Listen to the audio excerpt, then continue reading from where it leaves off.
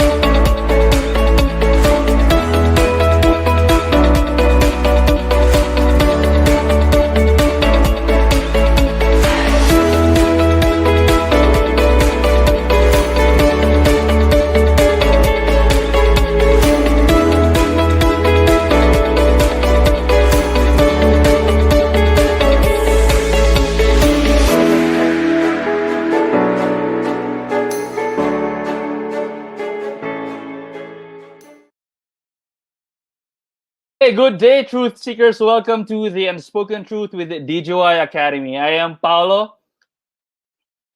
And I am Crystal. We are here to fuel your curiosities and dive with us as we uncover the unspoken truth of people from different walks of life. Hi, Coach. Kamusta? Wow, doing really great, Miss Tel. It's been a while that we have done this. No, we had a really long hiatus with our podcast, just to give a rest for you guys and for also for our team this time. But I'm very excited to have this season two this time of the year. Totoo yan. It's been a while nga, sobrang ano. And how was your week so far? I mean, kakabukas lang 2 weeks na since nag-2020. Kamusta ka? How was work and everything? Oh, grabe intense. I think I never actually did not feel December came, no? Simply because of the storm Odette. We did our best to help everybody in the storm. And our guest today will also be talking about stories regarding this one. But the first 2 3 weeks of January has been very fast. Simply because also kasi of the surge of Omicron. So we're all, ako on my end, kulong na naman sa bahay. That is. Ikaw, Mistel, kumusta? No. Actually, yung start ng year for me is really bad. I lost my lola, but sabi nga nila you have to, parang as time goes by, kailangan tanggapin mo na dadating yung time talaga na mawawala yung mga tao sa paligid mo and life goes on. So yeah, we are back to work and tuloy-tuloy lang. But yeah, siguro let's start the episode now by introducing our guest for today. Our guest for today's episode, Coach, is the country director of Waves for Water Philippines. As you mentioned a while ago, she is Miss Jenica Dizon, and she has been one of the key movers in the aftermath of the storm Odette. So, would like to welcome to the show, Miss Jenica. Hello po. Hi Yeah. everyone. And hi, Paolo. Makiki-coach ba ako? Good Hindi, okay lang. afternoon. Huwag na. Go, Paolo lang. Paolo lang, Miss Jenica. I'm very excited to have you also. No? I think on my end, I first more or less observed you in social media, in Instagram, actually. Sent you a message regarding what you do. That is, and then I've seen how you did a lot of things for the Storm Odette and how you do with your organization. So I'm very excited to have you in our podcast this day. Ayan. Thanks so much. Yeah, no, really excited to talk. I think I haven't really had the chance to also be able to share, what we've done and also like, what the behind the scenes work is like. So I think that'd be nice, really good platform to be able to share to everybody who's also interested in doing similar work or also have their initiatives. Just really for them to get a glimpse of what working in a nonprofit in the development sector is like in the aftermath of super typhoon and also with the complication of a pandemic. Yeah. So I think to start, Jenica, how are you? No, in the past almost 2 years in the pandemic, kumusta ka so far? No, I won't like mince words, but it's been really tough. We're grateful to be in a position to be able to help, but it's also been tough for people in the development sector, especially for the kind of work that we do. When the pandemic first struck, we didn't really know how to pivot a lot of the work that Waves for Water does. So, what we do is provide clean water access to underserved communities. And that's really hinged on travel, on interacting with these people, technology transfer, capacity building. And so, when you remove travel out of the work that we do, when you remove interactions and being able to make meaningful interactions, not with masks, kasi diba, when you all have these barriers, it's really hard to connect with people, especially when you come a stranger. So when that was all kind of taken away from us, it's a really hard blow for the organization.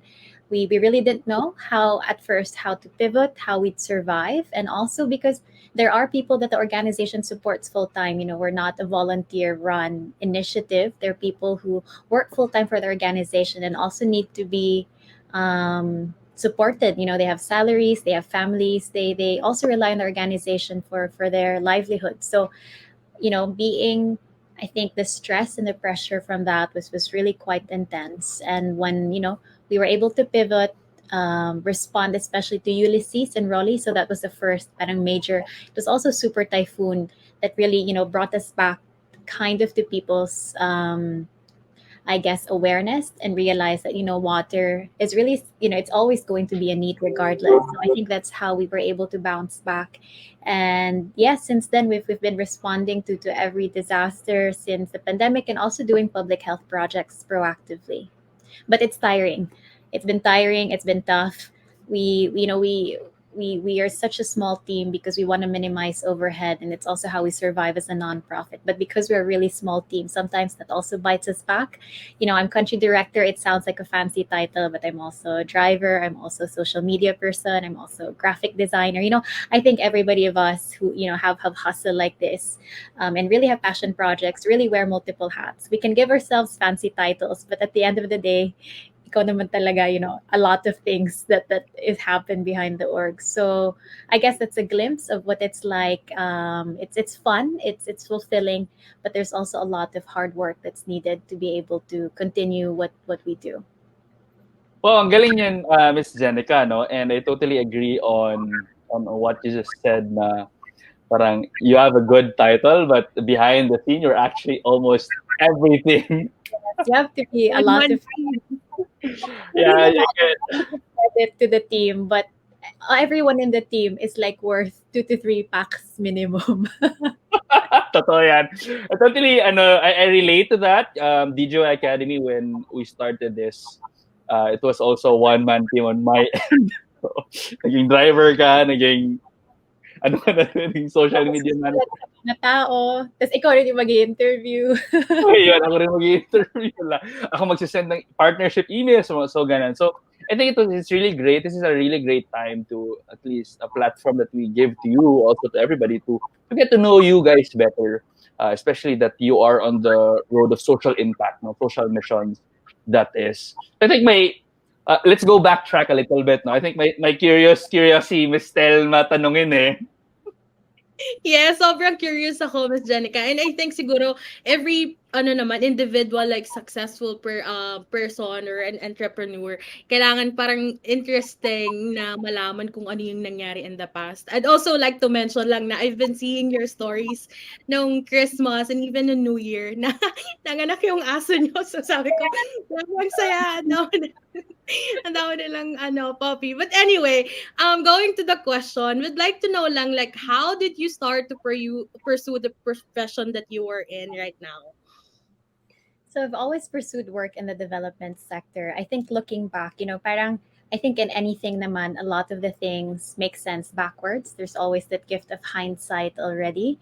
And back when I was still growing up, really, I started scuba diving when I was 9, so it was something my family did together, and so it was really that was really my exposure to, I think, the Philippines, environment, like caring and our marine biodiversity and being passionate about it. Because when you have a direct interaction with nature, with the environment, you begin to appreciate it. And then what you appreciate, you come to love and you want to protect, not just for your own leisure, but because you understand that it's so much more important than you being able to enjoy it, but also it's in terms of, like, for example, ecosystem services, the livelihood, the protection that it provides to people and coastal communities, for example. So I understood this, because, when you're interested in something, you study it. So it was something I thought I would pursue on the side. My undergrad really was fine arts. I was a design major, and I pivoted, or at least my niche was towards environmental communication or science communication.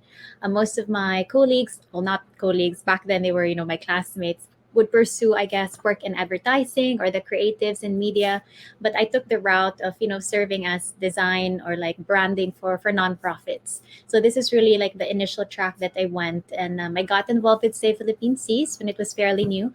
I was their first creative director. I helped brand the organization, and then I moved.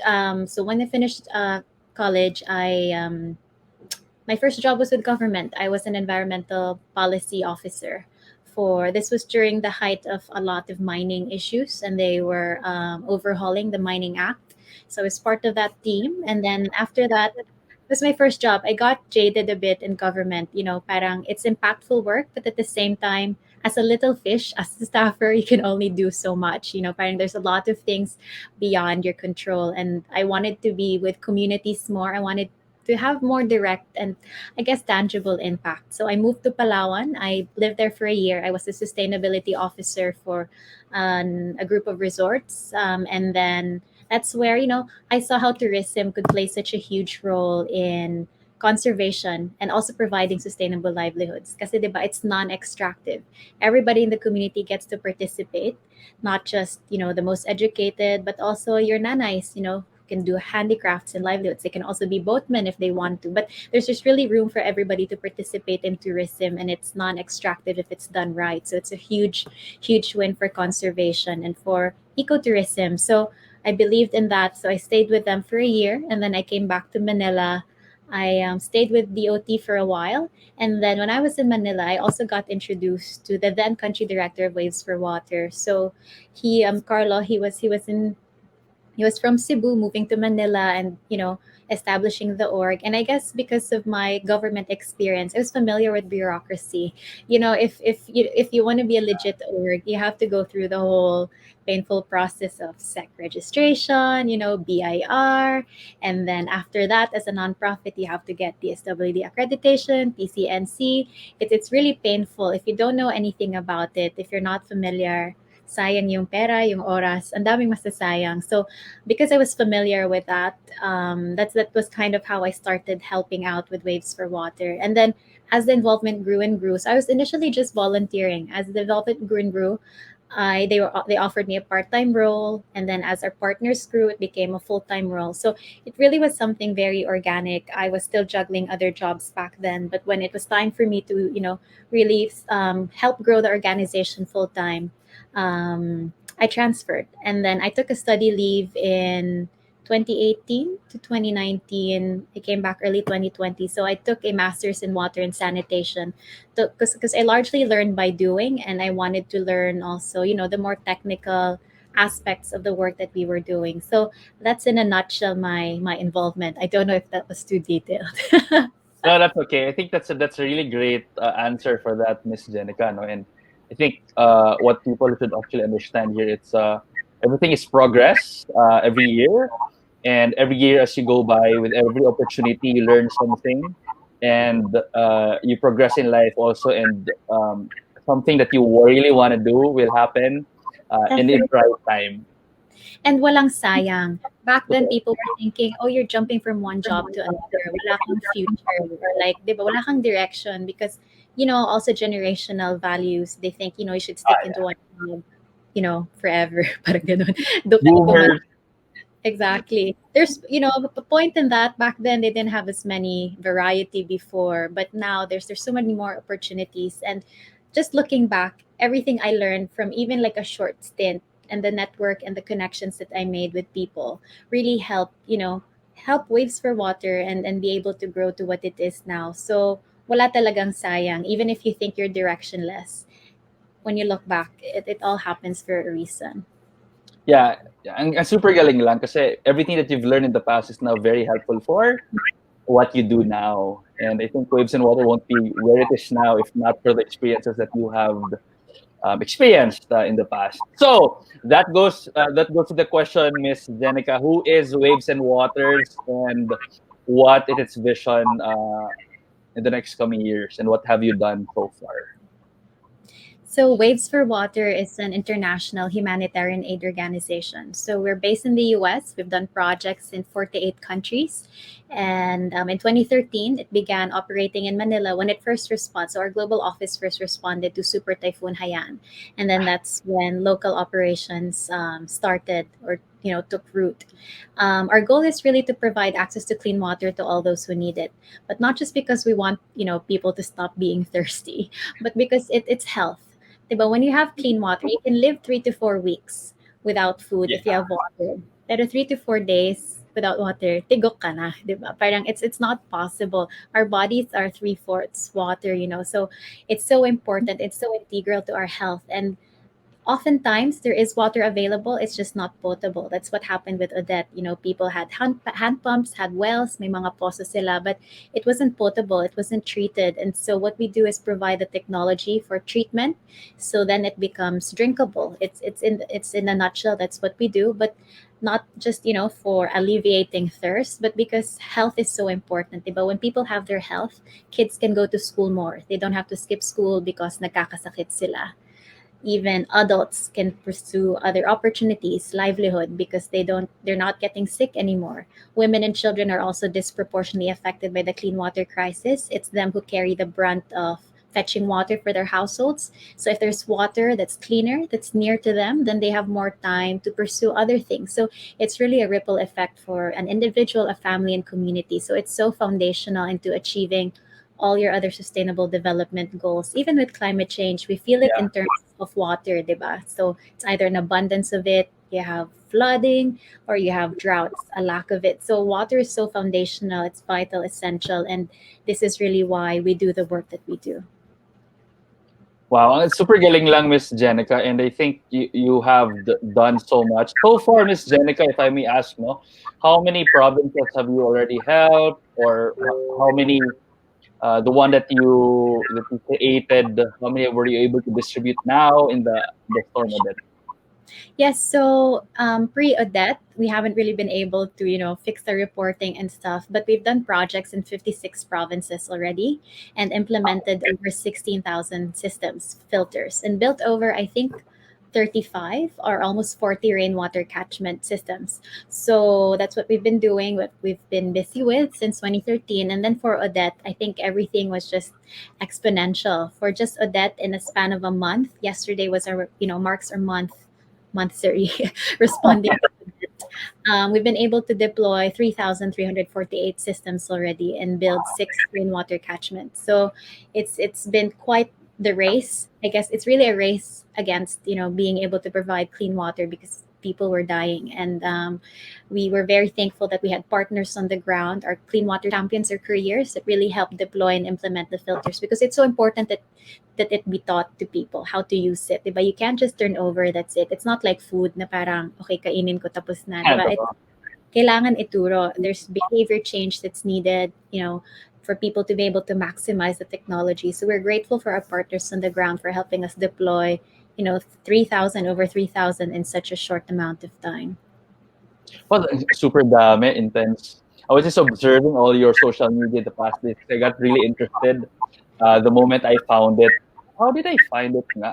I think I was just going for explore in Instagram, and then your page popped out, and I was just like, oh wow, this is a really interesting and really intelligent way of distributing and helping people, especially now in the Odette, Miss Jenica. I think you would really agree na everybody really have found na water is by far one of the most important thing na in that we need. in our lifespan. Super super intense niya kasi yun na nga. I have a lot of friends in Cebu that were like, "Wow, may supply tayo dyan sa Manila. Tulong." So and then on our end also we did our part to help everybody in Cebu. So super galing, Miss Jenica, that you have created that. As far as I remember, you had branches in Negros Oriental. You have Cebu Yes, in 12. also. Yes. So Siargao, Cebu, Southern Leyte was the 12. Bohol. Yeah, we've deployed in 12 provinces that were affected by Odette. So, and this is largely thanks also to our logistics partners. It's just hard. We've kind of pivoted into fulfillment center para kaming naging ano ba, Lazada or Shopee. And I think there's also confusion from people what we were. Because we've been like, pwede pabili ng isa, that kind of thing. We're a non-profit, so there was a lot of confusion. So that also, I guess, ano ba, was a source of a lot of stress. But ultimately, we're still grateful to be in a position to be able to help and address such a pressing need. Galing. My question ako, Miss Jenica, and I think this would be to just let people understand also. Why should one uh, have a social mission in life, or the one that you do, and create social impact as well? That's one. The second one is, what's the importance of an NGO currently, now that we're in the pandemic also? Yeah, so I think the importance of having a social mission is it doesn't have to be your full time job. Waves for Water, for example, the mantra of the organization is do what you love and help along the way. We want to be able to provide opportunities for people to live more impactful lives by providing clean water access, because people love to travel, for example, love to hike, love to go to these places, and just keep an eye out. I think the importance of having a social mission is that it means you don't live for yourself. You're living for something bigger, for something greater, and you're just it's was when you focus on yourself, it's so easy to see what you lack, what you don't have, what your problems are. But when you see, just open your eyes and take a look at what's out there. I think it helps devolve the focus that you have on yourself, and then ultimately you are the one who gets help. It's not the people, but you learn so much and you grow so much. And I think that was so important for me because I also have my own issues, my own challenges. I've been diagnosed with like I'm manic depressive, so I have bipolar. I say I don't say I am, because it's not me, diba? Parang if you have a pimple, ganyan, you're not your pimple, it's something you have, pero it's Galing not nun. define you. You have it, but in some ways it's really helped. It's helped with the work. It's helped me function at such a high ano ba, intensity with so little sleep. And sometimes that's what helps. But going back, if I just focus on that and like what that meant in terms of my limitations, but also if you have a skill or even like a burden, and then you channel it towards the good, even if you advocate for it, you spread awareness about it, you keep an eye out. It's so easy to just look around you and see what's a need in your own circle, in your own community, and you start from there. And then when you ground yourself in something so much more bigger than who you are, then I think you'll be able to live such an impactful life. Oh, super That is galing nun. Super galing nun, Miss Tel. Grabe. Kinalimutan ako doon.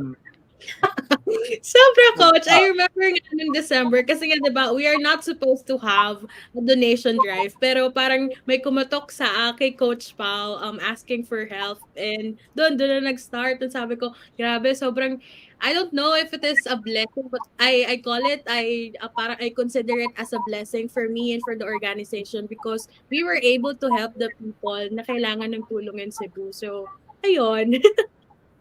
We're blessed to be stressed. Yan na lang. Oh, yeah. That, Miss Jen. Kinalimutan ako sa na I am not, I am, no? I have it, but I am not that, what I am diagnosed about. And I think that's a really great, ayan, umiyak na si Miss Tel.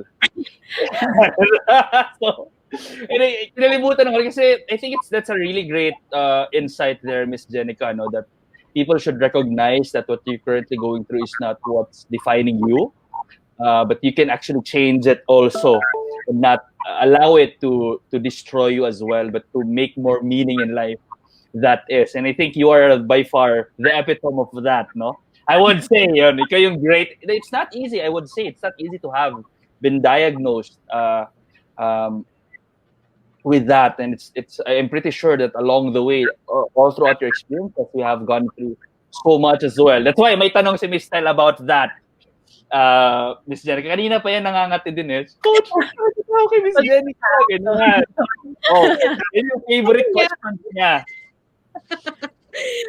Parang, sa lahat ng pinagdaanan, Miss Jenica, was there like any moment in your life that you feel like giving up on what you do, and what kept you going? Always. I think ano ba, I'm very honest. Like I don't know if you saw my post on Instagram and I said I was just very tired. I think people really had to realize that behind the work of a nonprofit are actually also people. We're not the 24/7 operation center. We're a small team of 5 fielding everybody's requests and really just trying to serve everybody, because back then at the height of the response, everything was urgent. People kept calling. Called on Instagram, on Facebook Messenger, on Viber, on anywhere they could get a hold of you. They would comment on my old posts. It was just so overwhelming for me to be able to field all this. Diba? I'm not a call center. I'm just one person. And when somebody calls, that means meron akong hindi nagagawa at the time. So it's so like anxiety inducing. I really hate getting phone calls, to be honest. Kasi I will reply to your text. I don't know if you guys can relate. Pero I'm a texter, di ba? Parang I want to read, I want to know why you want to get in touch. I don't want to answer the phone call. But for everything, everybody, it was urgent, and it was such a huge burden because they would say that their family was dying, their relatives were dying, and it was for that burden to be on you and for the moral responsibility to also help. And then people also think na, oh, you're a logistics person, you can get the help there. So can you, pwede bang pasabay nitong pagkain, nitong donation ko? So it was so tough to say no to people, but we had to recognize our limitations. I think back then, to answer your question, I wasn't really aware of my limitations. I really wanted to do everything. And the moment I wanted to do everything, and also, where it was when I kind of defined myself from that. I had to be doing something to be able to be a useful person. But diba, we're human beings, not human doings. We're not called to just do and do and do. So sometimes you just have to be. I'm Christian, so I think that's really where I get a lot of my faith and my grounding from. And there are a lot of times where, even this faith that I had in God and in someone so much bigger and who has control of everything has faltered. And there are a lot of times where I've really wanted to give up because parang you think sometimes, diba, is it worth it? Parang what you do at your expense, at the expense of your mental health, at the expense of your own physical health, at the expense of a lot of things. People say kasi, social impact work, it's so meaningful, it's so fun. You get to do, so much good. But there's always, a cost benefit. Parang when you're doing this, there are things that also suffer, like my relationships with family, for example, or even personal relationships. Parang there's because there's a lot of time that you put into this. There's also people that you say no to in that process, and also important people. So sometimes, when you think about these things, you kind of just want to say, parang ayoko na, like ako naman, or and in that process, parang there are times when I've always thought, like ayoko na, like give up, not give up permanently, but for the day. And I think that's important to acknowledge because yun nga, we're human, we have limitations, and yun, we're called to be and not to do at the end of the day. And when we realize that we're only a small part of the puzzle, I think that's when we'll be able to do more, because then we acknowledge other people's strengths, other organizations we can collaborate with, other people na meron ding ambag, yung parang hindi mo sasarilihin. Because the times where I felt like ayoko na, I want to give up, is when inako ko lahat, kind of thing. So I think it was such a huge learning experience for me to trust people more, to be able to delegate more, and to really trust in God more, that he will sort things out. Hindi naman ako yung savior. I'm just a small part of the puzzle, and I'll do what I can, and then he'll sort the rest. Ang galing nun, Miss Jenica, grabe. Kinilabutan na naman ako, Miss Tel. Ang intense nun, grabe. So I think I think, ano lang, Miss, yan, paiyak na si Miss Tel, Miss Jenica. Yan, natatouch yan. Kaya yan yung magsalita. Yan, oh. So, ganon. And I think on our end, I think we totally relate on this on you also. I mean, everybody who's on the community development sector doing missions that is, no? And I think my question is parang, if you summarize it all ba, on three things that you have learned and or how you've overcome these obstacles behind the scenes. Kasi when people kasi think about, as you said, when people think about social media, it's very meaningful. It's so nice kasi you're able to help a lot of things, but behind the scenes you are also going through a lot. Also, especially on a personal level. No? So how do you parang overcome all these things that you have experienced through the years and even the storm of that in three things? I think first is really just to be honest, and also like lead, as the country director, lead with empathy, and not just with the team but also for the communities that we work with. So I always say we work with, because it's never, it's not one way. We don't dictate. We never, tell them ito yung dapat, etc. You have to go understand, go see, and not just implement, but really for them to also realize that there is an existing problem, like co-identify. That's the word I was looking for. Yeah, it has to be joint, and then the process of implementing and doing the project also has to be, together alongside. We're partners with them, so hindi lang yung corporate or yung funder ang partner, pero yung komunidad mismo, kasi sila talaga yung pinaka nakakaalam kung anong maalam para sa kanila, and they also have wisdom. They might not have had formal education, but there's so much to learn. So I'm always honest, and I really try to empathize and try to understand where people are coming from, because the moment we try to fake stuff, like in social media, that's why I put out the post now, just for people to realize that we're really just a small team, and then we were half during with Omicron, and I think people's expectations need to be managed. So I think it's so important to be honest, and just to empathize with people around you, not just who you work with, but the communities that you're also partnering with for projects. Second is, I mentioned this a while ago. It's really to ground yourself in something so much bigger than you, and not to find meaning in what not to define yourself in what you do, because that we're so much, like, I'm so much more than Waves for Water. I don't want my identity to be defined by Waves for Water. I love the work, I love what it stands for, but I'm so much more than access to clean water. I'm a human. I have a family, I have a life, I have 10 dogs. I have, I've got so much. I'm a yoga teacher, so parang there's so many other things, so many other facets to me that I can offer. So I never ground my identity in one thing, not in accomplishments, not in any, because these will all fail you, diba? They're just finite things. They're fulfilling 1 second, and then the next day, yun, diba? Ayaw mo na, ayoko na, isusumpa mo na siya. Sobrang stress, ganun. So I never ground myself in it. And I ground myself in something more bigger. And for me, that's my faith. I'm a Christian, and I'm ashamed to say I am.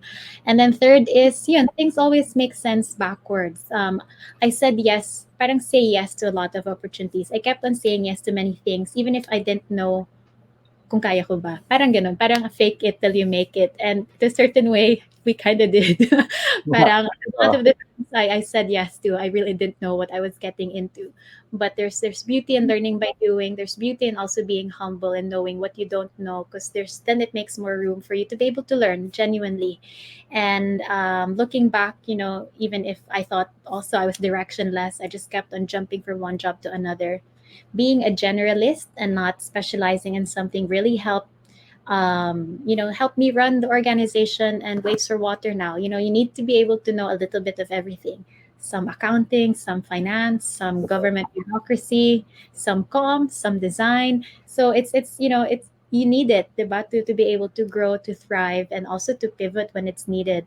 So I think those would be the top three learnings so far in my career in the development sector.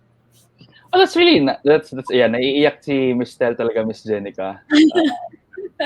Very authentic. Mag-unmute ka, Miss Tel. Yan. So Yeah, thank you very much for those learnings, Miss Jenica. And I totally agree on the three. No, those are really beautiful learnings. And I totally also relate on the third one. Sometimes you have to become, you say yes to opportunities and teach you a lot of things, whether that be it will be useful in the future, but I'm pretty sure that it will be very useful on what's going to happen, since we don't know what's going to happen next yet. No, there's this quote that usually people misquote, that they say, "Jack of all trades, master of none." They usually misquote that, but I read a book that it's actually it's kulang. So the full quote is, "Jack of all trades, master of none is often better than a person who is a master of one." I Um, definitely, especially now in the current landscape of work and work life balance, it's a bit blurred, diba? You kind of have to enjoy or find something that you enjoy. yeah, I totally agree. That's really great. Yeah, nahihirapan magsalita si Miss Jenica talaga kasi naiiyak talaga yan. Yan. Kasi nakaka-relate talaga siya sa kinuwento mo for the past 35 minutes of the show. So, on my end, parang I totally learned something. I've been very wanting. That's why to talk with you. That's why I told Miss Tel, si Miss Jenica Dizon, ito yung profile niya. Kausapin na natin. Because I'm pretty sure, I was really sure that time that you have a lot of diamonds to share to everybody, especially on our platform and on our podcast that is. So yeah, Miss Tel, ayun na, sila, wag ka nang ano. Nahihirapan ako mag-share, umayak ako. But yeah, it is true talaga, Miss Janica. Like, minsan nga, hindi mo malalaman na, okay pala yung mga pinagdaanan ko in the past, yung experience ko in the past. Not until may makausap ka, or like you, ngayon, na na-encounter na and I realized na, oo nga, no, parang you really have to, or to undergo these things talaga for you to become who you are in the future. So yeah, I guess that's it for me, Coach. I don't have any questions anymore. Do you have anything to ask, Power, to? Marami actually, but I think as we promised of as a short conversation with you, Miss Jenica, I think my last thing is, what's the next steps for Waves for Waters? That is in the coming months, in the coming years also. I think for us at Waves for Water, we're always we remain true to our goal of access to clean water, but wash as a whole. So there's a whole water sanitation and hygiene, concept intervention. So you don't just address water, but also part of our long-term solutions. For example, for Odette, that we're pursuing is the building and construction of more communal depots and rainwater catchment systems. So that helps augment freshwater storage capacity. We're also building toilets. It's less glamorous, 'di ba? Parang it's hard to fundraise for because anong picture mo yung tao nakaupo sa, 'di ba? Parang Totoo. enticing to promote, but it's so needed because it really helps, 'di ba? Cut down the transmission of disease, help protect your water sources, and also be able to give dignity to people, 'di ba? Parang isipin mo, hindi naman hayop yung mga tao para dumumi sa dumuhan sa labas. So really give them dignified ways of I guess, getting out the dirt or the excrement inside their bodies. So we're going to build toilets and then complement this with hygiene kits and also information and education campaigns. It's so important for people to know how all of this is linked. Because you might address water, but if there's no proper sanitation, then they continuously just contaminate their water supply. If they don't wash their hands, but then they drink clean water and then they prepare food, they'll still get worms or diarrhea because they're ingesting. So it's all interconnected, and we want to be able to strengthen the communication around this because it's really behavior change that we want to promote when you do these kinds of interventions. So that's really what we're pushing towards for Waves for Water, and especially in terms of our Odette response. So if I can take the opportunity to invite everybody, our donation channels are still open. If you'd like to partner, or if you also are part of a community or lead a community that you think would benefit from the projects that we do, please also get in touch. We're not just looking for funding, but we're also looking for community partners on the ground. As we said, we want to work with communities that are also willing to put in the commitment, the effort. It can't be one way, diba? There has to be bug also from the community to make really the project successful. So thank you so much also, Tel and Paolo, for giving us the opportunity in this platform to share what we do and also be able to humanize a bit the humanitarian work because diba, we're all human, we're all dealing with our different challenges, our own battles. But at the end of the day, as humanitarians, it just means we're all pro-human and we want to help each other be able to access opportunities that have also been afforded to us. Galing. Maraming salamat, Miss Jenica. Your time with us has been very precious, no? Ako, personally, I've learned so much. Nagna-note na nga ako eh. That is. Yeah, we'll definitely come in touch also. And especially to our listeners now, if you find this podcast useful, share it to everybody. And if you find it within you to help, Waves for Water, even Miss Monica and other of her ventures, just contact her and the Wave for Water in social media and Instagram. So yeah, and may last ako, Miss Jenica, kasi Waves for Waters yun. But for yourself, what's coming for you in the coming months now that we're in the pandemic? Well, I think I would want to rest. um, Gusto ko yun. I think it's so important to also tell people, I always say we're not human doings, but I've really been doing quite a lot of things. Siktel, or I don't know if you saw, like, it's just I have so much going on also outside of Waves for Water. So rest is so important because rest is resistance also, di ba? Parang rest is resistance against the economy and the environment of always producing and doing. And I want to be able to practice also what I advocate for. So I think that's up top in the list, resting and also just recharging, because it's so important to acknowledge that we need to stop. And yun nga, I'm just a small piece in a big puzzle, and really the hope is that people find the work meaningful enough for them to also take on and continue. But I'm just small piece, and there's limited reach if I do it on my own. So we really just invite everybody to do something. But also, I think I just like to highlight a bit, if I can sing it, that there is a privilege factor that's involved. Parang we're in a privileged position. I'm in a privileged position to help, but that's not the same case for everybody. I can say I can rest because I'm not the one directly affected. But I also know, on the flip side, for people who are really in in in the ground, in the grassroots communities, who are dealing with this and who have no other way out or no other choice, they just have to survive. And so I do acknowledge the position of privilege that I am in, and at the same time know that, for people to also not be pressured, you don't your jobs shouldn't be, always meaningful. It doesn't have to be what you're passionate about. Sometimes what's important for you is to be able to provide for your family, and that's your advocacy.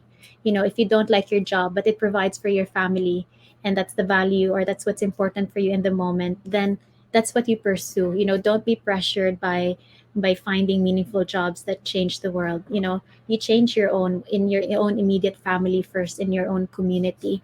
And then, once you have the time, just find something on the side, some passion project, a side gig. And then when the time comes, as we say, things will make sense backwards, and it'll all just work out. But people have different timelines, and what's on social media are just primarily highlights. They're not behind the scenes. There's a lot of struggle involved. So I just also want to share that parang just really humanize, and really, like, put the reality to I guess what can be, not naman faked, but just, social media isn't it all. Parang what you see there does not tell the whole story. So yun.